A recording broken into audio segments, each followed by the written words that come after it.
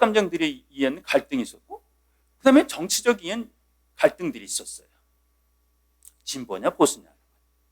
그런데 이런 갈등의 그 문화가 점점 더 퍼져갖고 이제는 세대 갈등, 그 다음에 성별 갈등까지 나왔어요.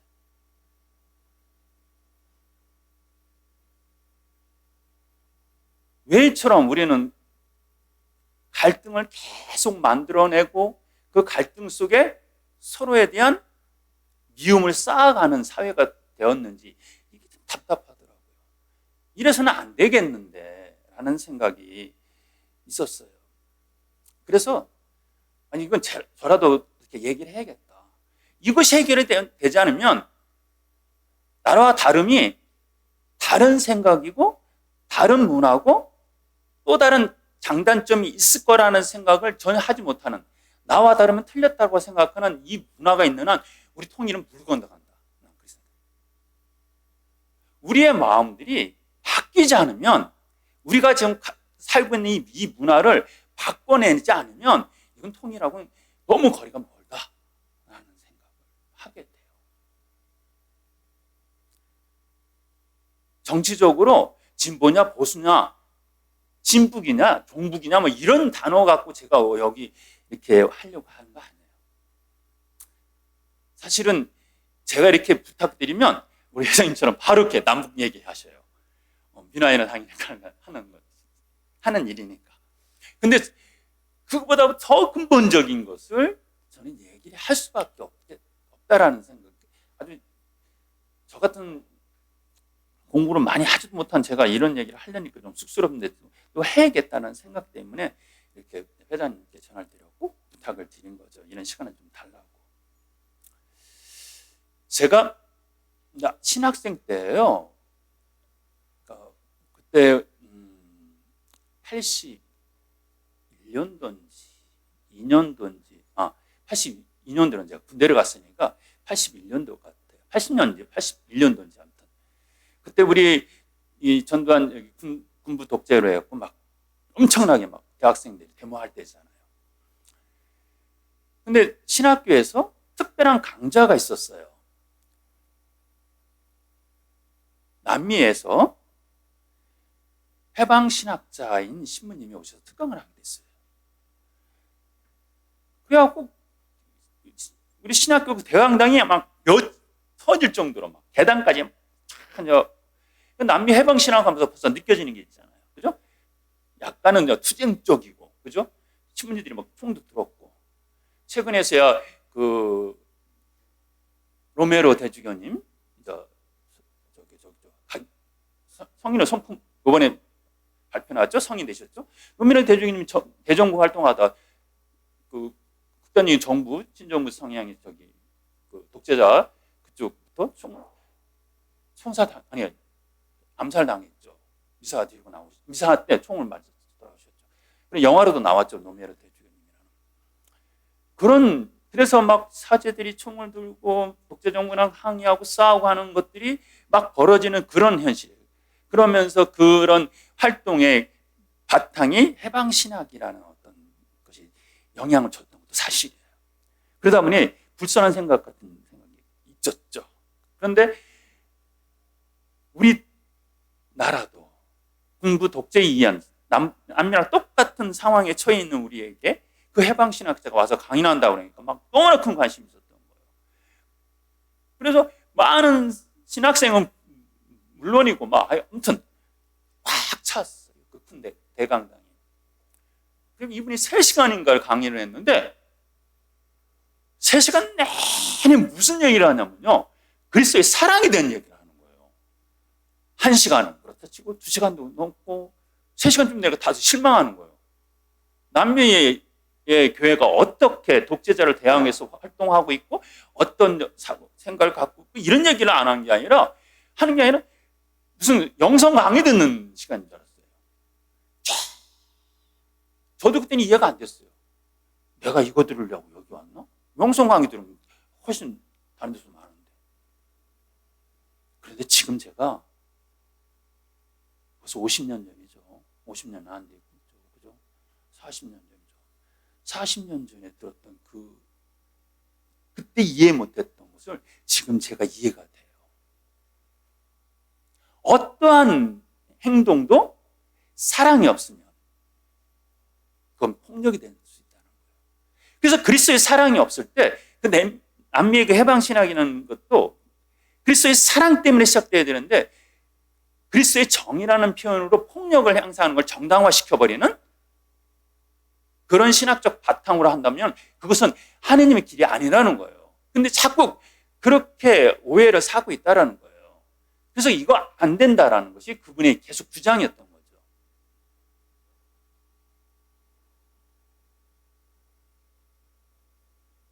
제가 한 번은 저는 그냥 솔직하게 말씀드릴게요. 저는 이렇게 투표를 하면은 한 번도 이렇게 지금 여당 쪽에 찍어본 적이 없는 사람이에요, 솔직히. 그런 사람이에요. 그런데 그렇다고 하더라도 제가 그들이 틀렸다라고 생각하지 않아요. 다르다고 생각하죠. 그러면서도 제가 한번 최근에 반성할 일 하나 생겼는데요. 최근이 아니죠, 좀 됐죠. 진보 성향의 어떤 그룹이 있었어요. 그 그룹에 모임이 있었고 거기서 이제 이런저런 이제 뭐 자담회 비슷한 걸 막 하는데 농담스럽게 한 분이 이런 얘기를 했어요. 지금 나 윤석열 그 대통령 때문에 미치겠어. 미워 죽겠어. 그러면서 뭐라고 말씀하시냐면 그렇게 미운 마음 속에서 옛날에 문재인 대통령에서 했을 때 태극기 부대 출신 그분들이 얼마나 속상했을까. 얼마나 미워 죽겠다는 마음을 가졌을까. 그런 생각이 딱 떠오르더라는 거예요. 어때요? 그럴 것 같지 않아요? 그때서야 맞아. 나도 편협된 생각을 갖고 있구나 하는 생각이 들었어요. 나도 싫었거든요. 그런데 싫었는데 그런 생각의 뒷바탕에 다른 사람의 입장들은 내가 생각해봤나? 그런 생각이 딱 드는 거예요. 그래서 이런 나와 다른 사람들이 갖고 있는 생각들, 나와 다른 길을 갖고 있는 사람들의 어떤 마음을 헤아리고자 하는 마음조차 우리는 안 갖고 있다는 생각이 들었어요. 왜냐하면 그 모임에서 제가 맞네요. 저도 그 생각을 못 해봤네요. 그때 그 어르신들이 아유 저희 노인네들 말이야 현실도 모르고 말이야 저렇게 그냥 막무가내고 그렇게 생각했지. 그분들이 갖고 있었던 아픔, 시름, 거부하고 싶었던 생각들 이런 것에 대한 것은 저는 생각하지 못했어요. 하고 내가 고백을 했어요. 그런데 그 순간에 그 그룹에서 저 굉장히 호되게 당했어요. 정신 나갔다고. 받아들일 수 없다라는 거죠. 그런 생각 자체를 배제해야 된다는 거죠. 그리고 이 정부 잘못한 것을 막 계속해서 투쟁을 해서라도 바꿔놔야 된다는 어떤 그런 것이 있었던 거죠. 그러니까 배려하지 않는 나와 다른 그룹에 속한 사람들의 생각에 대한 것을 배려하지 않는 문화. 나도 제가 시작하면서 말씀드렸습니다만 다름이 곧 나쁨으로 박혀져 있는 이 문화, 배제의 문화.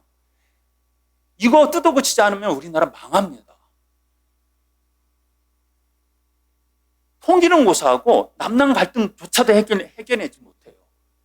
그 갈등들은 나중에 어떤 결과로 우리한테 아픔으로 다가올지 한번 생각해 봐야 돼요. 그래서 이 갈등의 문화를 어떻게든지 나라도 얘기를 해야겠다. 적어도 성프란스코가 그렇게 살아왔잖아요. 이건 다른 사람이 얘기 아니라 우리가 사부님이라고 믿고 따르고 그분을 따라 살겠다라고 하는 우리 프란스칸들에게 있어서 그 사부님이 보여주신 생각이거든요. 대표적으로 장고성에서 굿비온 늑대이라 기억하시겠죠?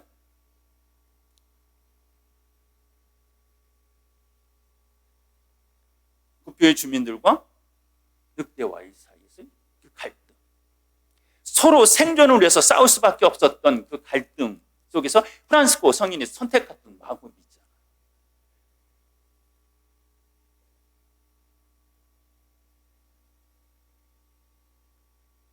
그것은 우리가 살아내야 되는 모습이거든요. 우리가 프란시스칸이라면. 근데 우리 스스로도 우리 갈등의 문화 속에 젖어서 당연히 그렇게 살아가는 것을 죄의식 없이 받아들이고 있어요. 이거 우리 깨내야 됩니다. 제가 여기에 이 시간을 달라고 부탁드린 이유는 바로 이거예요. 이거 우리 소박하지만 우리라도 시작하자. 생각이라도 우리 바꾸자 말이에요. 헤겔이라는 철학자가 인류 사회의 그 발전에 대한 이야기를 할 때 이런 얘기를 해요. 그건 이제 변증법적 발전이라는 표현을 쓰는데 무슨 뜻이냐면요. 어떤 사회에 전통적인 가치관들이 있어요. 문화도 있고 여러 가지 있어요. 그런데 여기에 새로운 문화가 들어와요. 그럼 당연히 불편할 수도 있죠. 그러다 보니 이게 갈등이 생겨요. 그런데 이 갈등을 건전한 사회는 서로 온전한 합의점을 찾아내는 거예요. 서로 받아들이는 과정 속에서 합의를 정반합의 발전이라고 해요. 그래서 이 합의된 새로운 사회 문화를 만들어내요. 건전한 사회. 그런데 건전하지 못한 사회는 어때요? 배제가 돼요. 갈등을 만들어내요. 그래서 그 사회가 몰락하게 되는 거예요. 우리는 어떤가 한번 생각해 보실래요? 우리는 후자예요. 지금 제가 봐도 후자예요. 이거 빨리 우리 개선하지 않으면 안 돼요. 이것이 그 개선하고자 노력해야 되는 의무가 있는 것이 우리 프란시스칸들이에요. 그래서 우린 어떤 면에서 죄의식을 좀 우리 가져야 돼요. 특히 우리 이래도 마찬가지고요. 우리는 어떤 때 정의라는 이름으로 폭력을 행사하는 경우가 많아요. 그런데 교회법에서도 얘기하는 것처럼 정의라는 것은 사랑과 한 면이에요. 다른 면이에요. 그래서 이 사랑이 없는 정의는 폭력이 될 수가 있어요.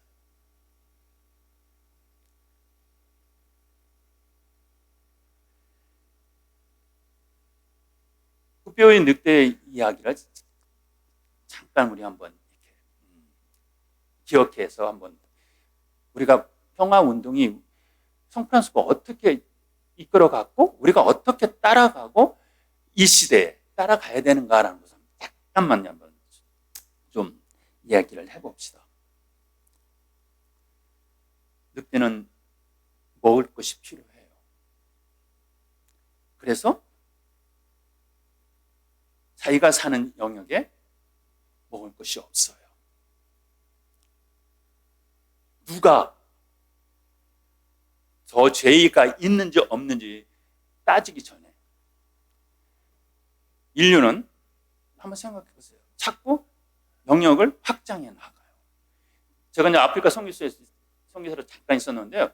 그때 아프리카가 갖고 있던 큰 문제 중에 하나는 뭐냐면 사람들이 자꾸 농토를 만들어 나가요. 그러니까 야생동물이 자꾸 자기가 사는 영역을 빼앗겨요. 그래서 이 빼앗긴 영역 안에 자꾸 동물들이 들어와요.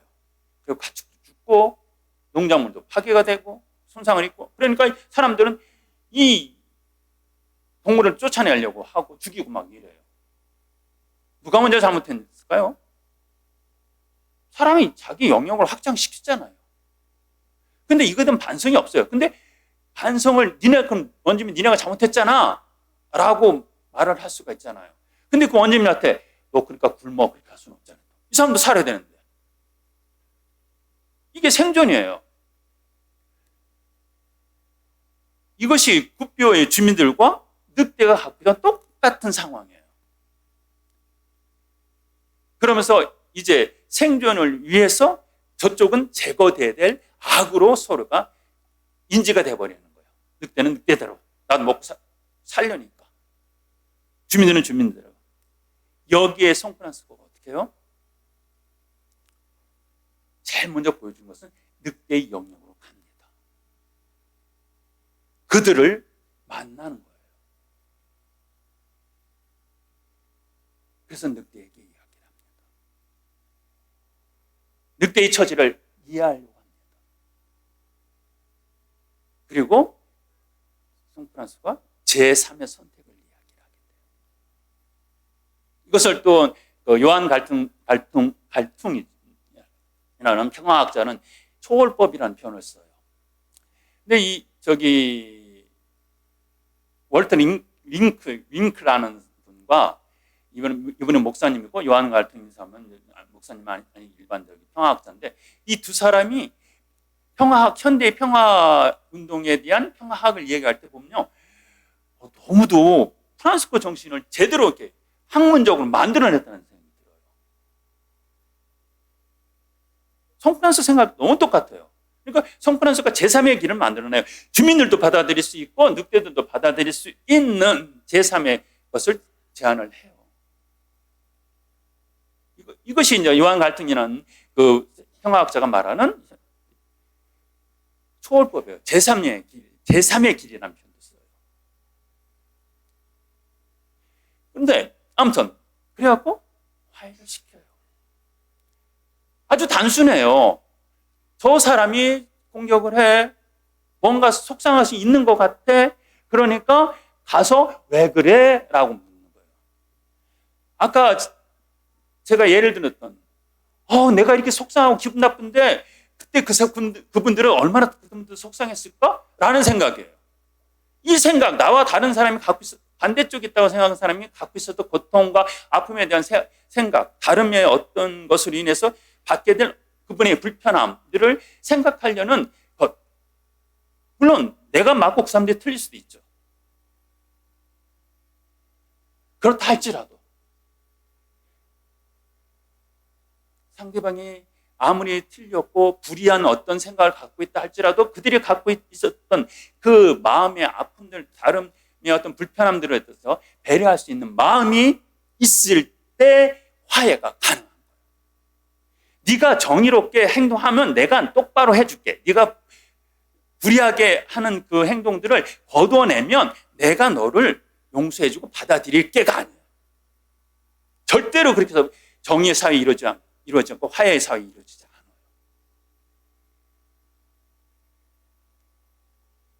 이건 신앙 안에서 완벽하게 드러나는 모습이에요. 예수님의 십자가가 뭐예요? 정의로서 우리를 용서해 주셨어요? 정의로 만약에 우리를 용서하고자 하셨다면 그분이 심판 내릴 거예요. 너 이런 죄 저죄 다 취하고. 그런데 어떻게 해요? 당신이 희생해요. 그 예수 그리스도를 따라서 성프란스가 살았고, 그 성프란스를 따라서 우리도 살겠다고 했음에도 불구하고 우리는 얼마만큼 우리 사회의 정의를 위해서 사랑하고 내가 희생하고 있는가? 얼마만큼 다른 사람을 받아들이려는 마음이 있는가 하는 거예요. 저는 이렇게 얘기하면서도 제 스스로 부끄러워요. 얼마만큼 나와 다른 사람들을 받아들이려는 마음 갖고 내가 살아가고 있는가.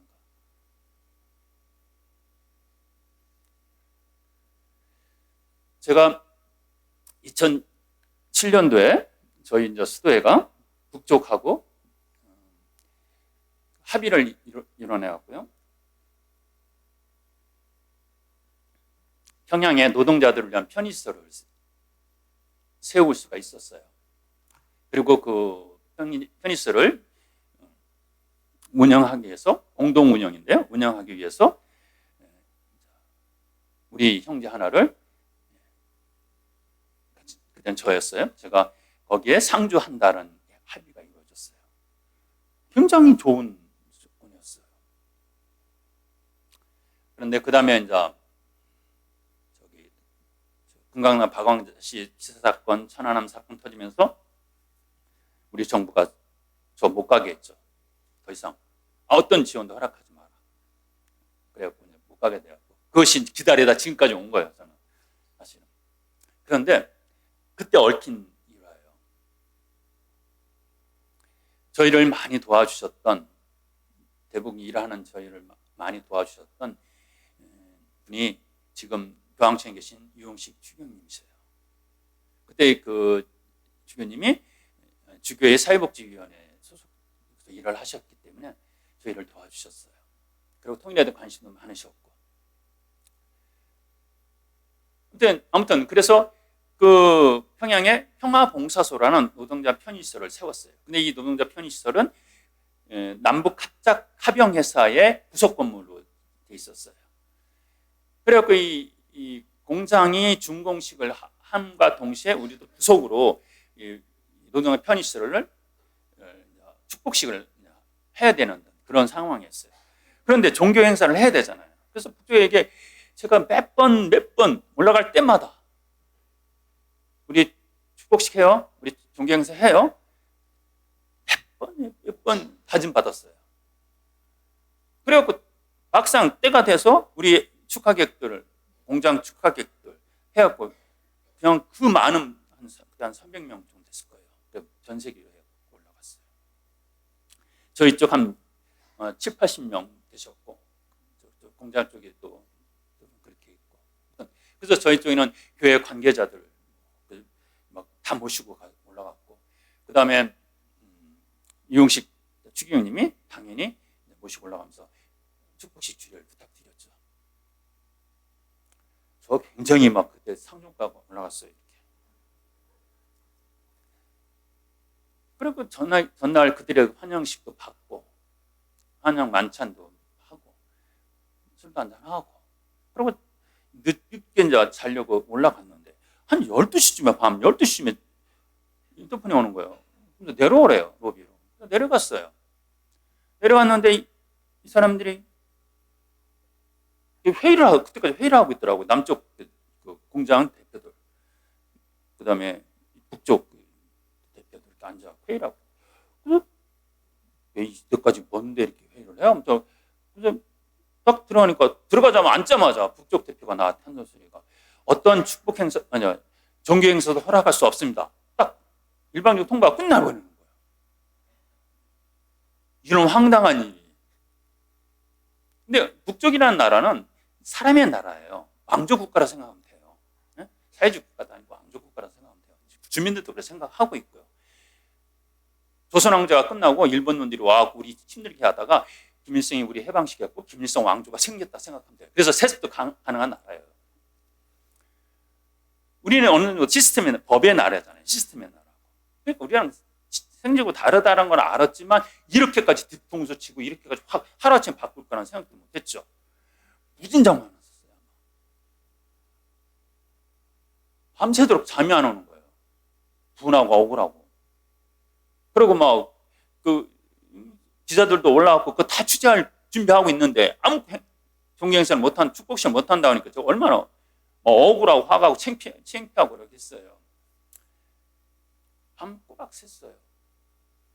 아침이 됐는데 그들도 좀 미안했는지 수정 제안을 한 거예요.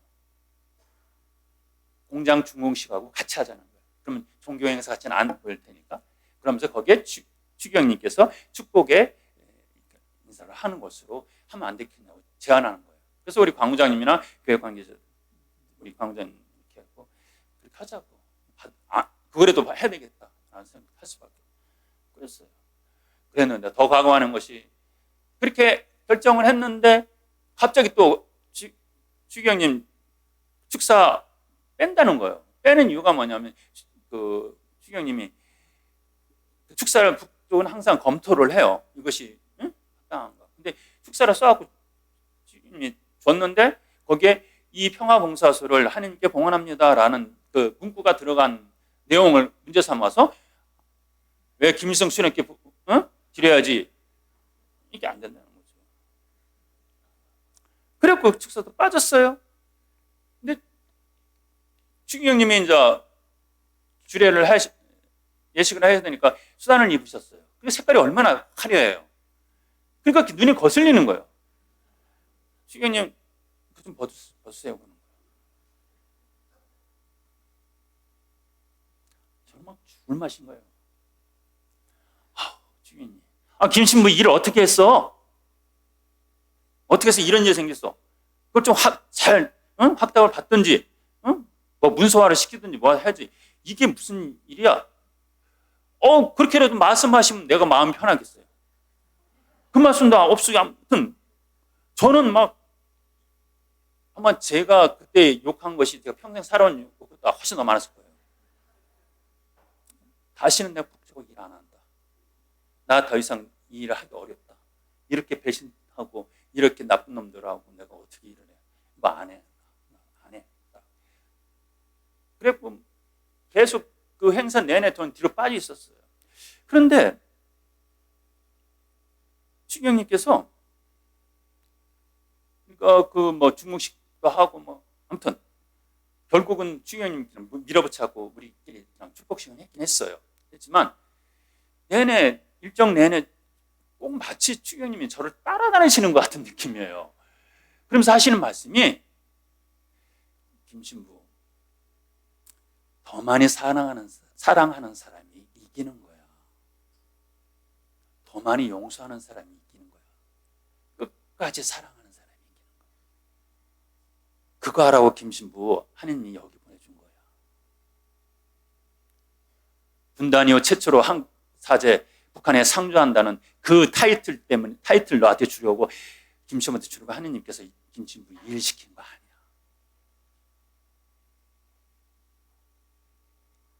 끝까지 사랑하는 사람이 이기는 거야.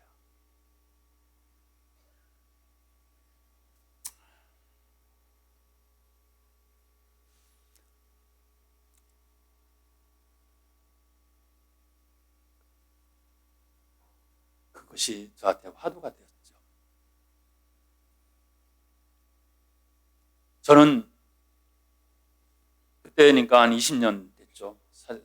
서품 받은 지. 그동안 숱하게 사랑에 대한 이야기를 했을 거예요. 내게 사랑이 있었을까? 원수까지도 사랑하는 예수님의 그 말씀이 나한테 얼마나 설득력 있는 말이었을까? 그것이 내 안에서 살아있었을까? 죽었었어요. 내 안에서 복음이 살아있지 않고 복음이 죽어버렸던 거예요. 그러니까 그런 일이 벌어지니까 이 죽이려면 18 다 얘기하는 거죠. 강아지 같은 놈들. 그리고 다시는 내가 너네랑 일 안 한다고. 딱 배제시켜버리는 거죠. 제가 그렇게 복음하고 반대되는 삶을 살아왔던 거죠. 제 입에서는 사랑에 대한 얘기를 그렇게 쏟아내면서 불구하고 정작 내 삶 안에서 돌아볼 때 없는 거예요.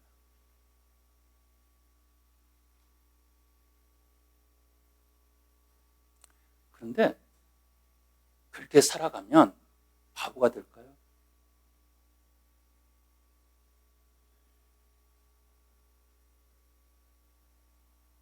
아니더라고요. 제가 그 일이 그래서 끝나고 반성을 했어요. 주님, 제가 평생 이 일을 하겠습니다.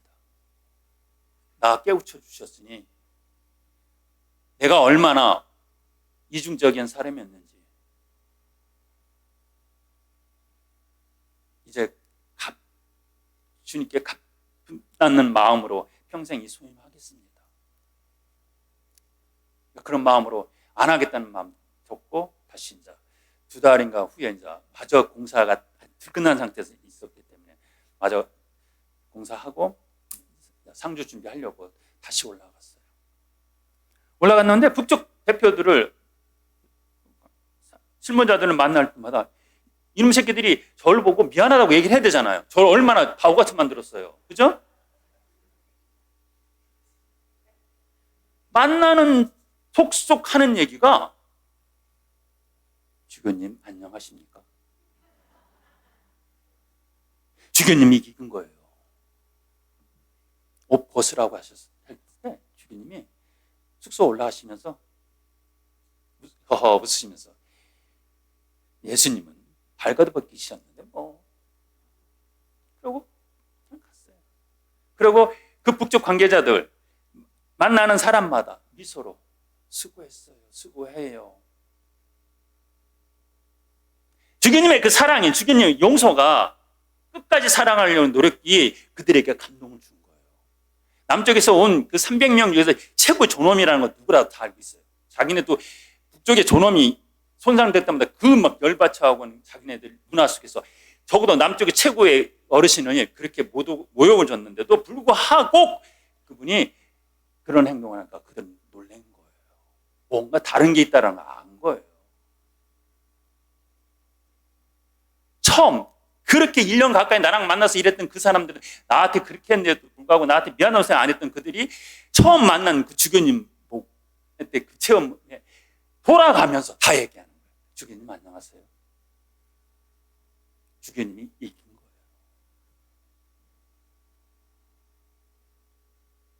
그들이 잘했나요? 그들이 정의롭게 일했나요? 못된 짓 했죠. 그래서 정의로 판단하였을까요? 정의로 저는 판단하고 싶고 처단하고 싶었어요. 그런데 결과적으로 사랑으로 그들의 잘못을 끌어안은 주교님이 이긴 거예요.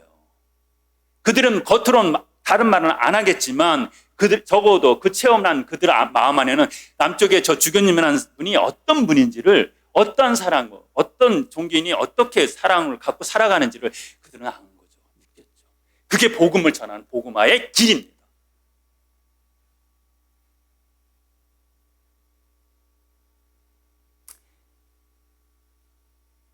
적어도 이 남쪽 사회에서 지금 프란시스코로 살아가는 우리에게 있어서는 성프란시스코가 어떤 사람이었는지, 그들이 어떻게 평화를 심으려고 노력했는지에 대해서 우리는 알고 있어요. 우리는 배웠어요.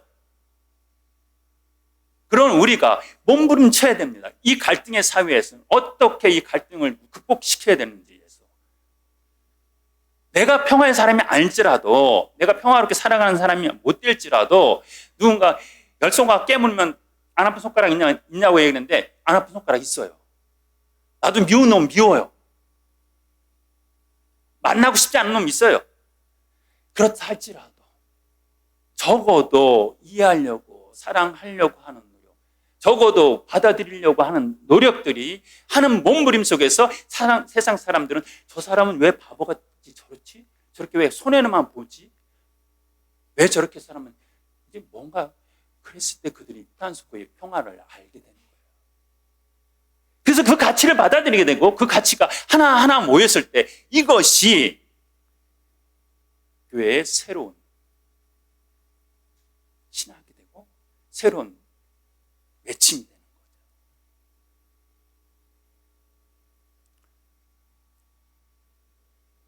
성 프란시스코가 살았을 때 지금 못지않은 갈등의 사회,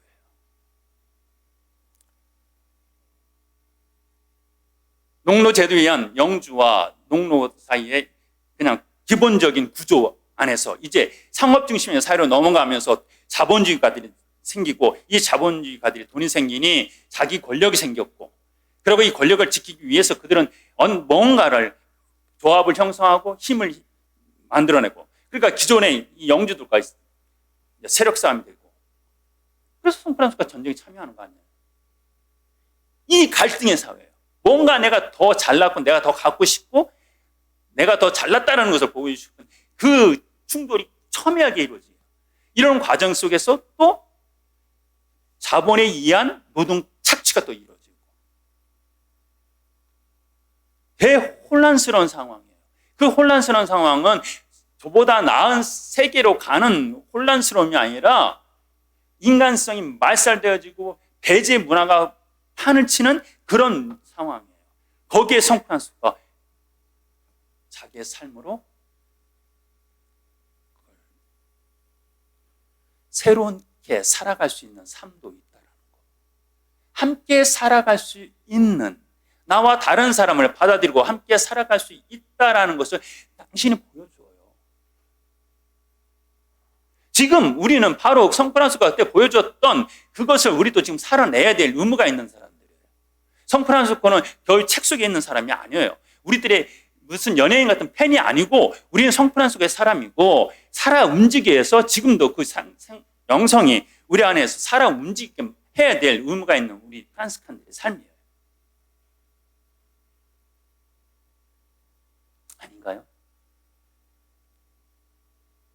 너무 힘든가요? 그렇게 살기가? 힘들어요. 저도 그래요. 지금 제가 이렇게 여러분들 앞에서 이야기를 하고 있지만 정작 그렇게 살아내기가 힘들다는 거 알아요.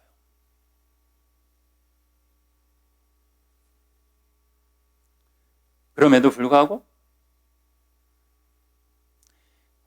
제가 계속 말씀드리고 싶은 것은 적어도 우리가 안고 있는 문제라도 좀 알자는 거죠.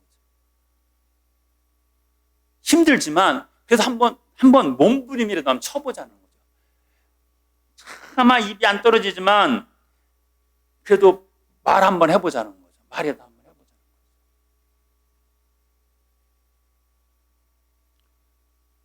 제가 진보 쪽에 좀 이렇게 좀 많이 이렇게 생각을 갖고 지금도 좀 그래요. 사실은. 그런데 요새 그쪽 분들 어떤 분 만나게 되면 저 변절자라는 소리 많이 해요. 제가 그 소리 듣고 싶겠어요? 근데 잘못된 건 잘못된 거예요. 내가 여기서 침묵한다면 저는 프란시스칸이 아니라는 생각이 드는 거예요.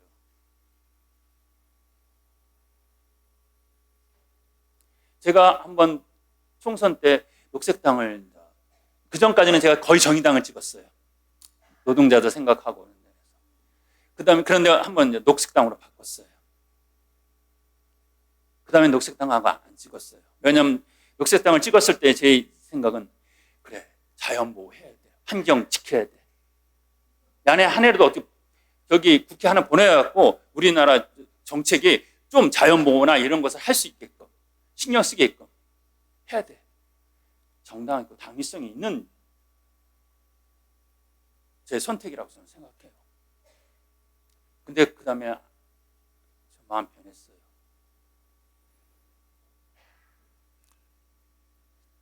녹색당이 웬 여성당이 됐는지 모르겠어요. 여성주의 운동을 하는 페미니스트들한테 한번 그런 류의 모임에서 제가 되게 다툼이 있었는데, 페미니즘이 중요한 것이 아니라, 지금 필요한 것이 아니라 휴머니즘이 중요하다고요. 인본주의가 중요하다고요. 여성 남성 구별하지 말고 인간이 인간답게 살 수 있는 그 분위기를 만들어내는 게 더 중요한 거 아니냐고. 그런데 여성이 여성답게 산다는 이유로 잘못해갖고 그것이 너무 생각이 골똘하게 빠져있다 보니까 남성이 이것들은 때려 죽일 놈들이야. 이조 시대부터, 조선 시대부터 시작해갖고 긴 역사 동안 우리 여성들 얼마나 착취했는데 또 하나의 갈등인 거예요. 결국 지난 대선 때 드러났잖아요. 이대남 어떻고 뭐 이러면서요. 그 전에 얼마나 극심했어요. 남성하고 여성하고 막 인터넷 상황에서 막 SNS 상황에서 막 그 날고 정치인들도 그걸 이용했고요. 그러니까 나의 주장을 내세울 때 내 주장이 근본적으로 어디에 뿌리내리고 있느냐는 거예요. 우리는 어디에 뿌리내고 있어야 돼요? 가까이는 성 프란시스코고 더 깊게는 예수 그리스도 안에 뿌리내리고 있어야 돼요. 근데 그 뿌리를 싹둑 자르고 껍데기만 갖고서 얘기하면 되겠어요? 그건 아니에요. 그때는 그것도 폭력이 돼요. 또 하나의 갈등을 만들어내요. 그래서 우리는 지금 우리가 말하고 대화를 나누는 과정 속에서 과연 내 말과 내 주장들이 성 프란시스코의 정신을 품어내는가? 예수 그리스도의 십자가를 품어내는가? 우리 반성해야 돼요. 그게 우리가 살아가는 삶이에요. 우리 모토가 뭐예요? 삶에서 복음으로, 복음에서 삶으로. 그 복음을 우리 삶 속에서 살아내야 되는 게 우리의 삶이에요. 성 프란시스코처럼. 근데 우리가 그렇게 살아낸다고 생각하지 않잖아요. 적어도 나는 부족해요. 먹고 살기도 힘들고요. 내 애새끼가 좀 더 좋은 대학 가고 좀 더 좋은 직장 갖고 살기 바라는 내 이 소박한 마음, 이건 누구나 갖고 있는 부모들의 마음인데 그걸 너무 난도질하지 마세요. 그것 때문에 내가 조금은 이렇게 말하더라도 다 부모 마음인데 시민님 너무 콕 찌르고 계시네요. 그러지 말아요. 라고 말씀하신다면 저도 미안해요. 죄송해요. 그러나 적어도 너는 잘 먹고 잘 살아야 되니까 남은 사기치고 등치고 남 떨어지더라도 나는 좋은데 가야 돼 라고 말하고 그것을 당연하게 교육시키고 있는 나의 문제에 대해서만큼 인식해야 되는 거예요. 예전에 그 최순실 그 사건 터질 때 정유라가 그랬죠 그때? 부모 능력도 스펙이라고. 많은 사람들이 거기서 막 흥분했죠. 잘못됐다고. 그러나 그래요? 현실이? 가가 정확하게 말했어요. 그 친구가. 젊은 세대는 다 스펙을 생각해요. 근데 왜 스펙을 생각하겠어요? 부모가 그렇게 하고 있는데. 부모가 그렇게 다 스펙을 만들어줬고 해왔고 부당하게. 조국도 그랬잖아요. 근데 그게 죄인지는 모르고 지내잖아요. 그런 잘못된 문화에 대해서 적어도 아니라고 말은 할 수 있어야 되잖아요. 너가 잘 먹고 잘 살기를 바라는 마음에서 내가 지금 이렇게 애를 쓰고 스카이캐슬이나 뭐 이런 것처럼 내가 하고 있지만 그래도 떳떳하게 경쟁하고 살아갈 수 있는 사회가 되었으면 좋겠다는 마음이 있다라고 이 말 한마디라도 우리 자녀들에게 할 수 있다면 그게 우리가 할 수 있는 중요한 행동이에요. 제가 원래는 이 강의 주제를 성프란시스코의 평화 정신을 바탕으로 한 한반도 평화운동이었어요. 프란시스칸 평화운동이었어요. 이 프란시스칸 평화운동에 적어도 이렇게 앞에서 말씀대로 아닌 건 아니다라고 우리 아이에게 말할 수 있는 그 입 한 번 힘들지만 얻을 수 있는 용기를 갖고 우리가 얘기한다면 이것이 하나의 시작이에요. 저는 그렇게 생각해요. 그래서 저도 그러려고 해요. 저도 이렇게 말씀드리지만 함께 갑시다지 내가 이렇게 잘하고 있으니까 나 따라오시오라는 이런 말할 자격이 없어요. 저도요. 그러나 우리 적어도 배제 문화에 대해서는 정신 똑바로 차리고 내가 어떤 말을 하고 어떤 행동을 할 때 나의 반대쪽에 있는 나와 다른 쪽에 있는 사람들이 받는 아픔에 대해서도 느낄 수 있는 그것을 공감할 수 있는 조금이라도 열린 마음. 그저 반대편에 섰다고 나와 다른 쪽에 섰다고 딱 벽을 만들어버리고 아예 상종을 하지 않으려는 이 잘못된 우리 문화를 조금 벗어나려고 그래서 손이라도 한번 내밀려고 하는 노력들 이것이 우리 프란시스칸 평화운동의 시작이라고 저는 생각해요. 그렇게 해주시길 부탁드리고 미사는 또 마치도록 할게요.